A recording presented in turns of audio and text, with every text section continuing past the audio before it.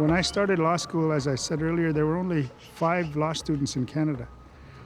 There were 3 lawyers in Canada when I started, native lawyers. As a result of that, I was the first Alberta Indian to graduate from law school, which again translated into, because of that, being the first Indian, Treaty Indian elected to the Parliament of Canada.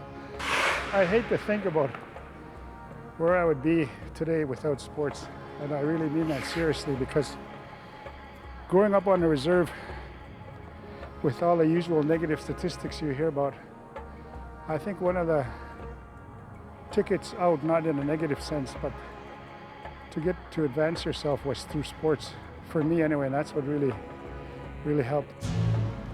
And it's true. I mean, there's been a lot of instances where there's been negative experiences or just outright bad treatment of my peoples or racial discrimination against my peoples. And for me, the medium that I use to overcome that, I can't get away from it because it always comes back to me, and that is with sport. Because as you know, in sports, for example, you cannot be phony in the heat of competition. That's why I organized the Indigenous Games to a point now where if you can see a stadium where there's 8,200 Indian athletes competing with 2,000 some cultural participants and thousands of spectators, it shows you that there is an area of our life in society that transcends all of those negatives, and it has been sport.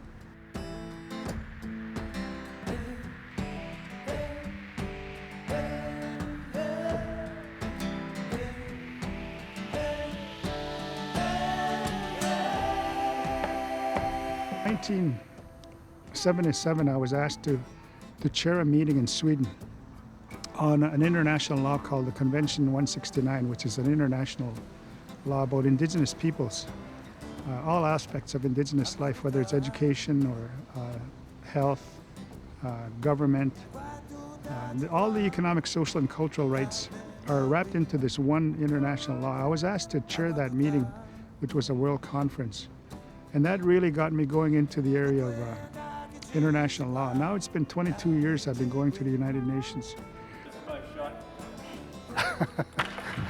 So basically it's lawmaking. You're doing lawmaking at the international level through the United Nations system. When you practice law, you tend to interpret the law. When you're a parliamentarian, you're making the law. So professionally, it gave me a better picture of law, in a sense, in our country. Both sides of the law, in a sense that the experience of being one of the members of Parliament in Canada is just, I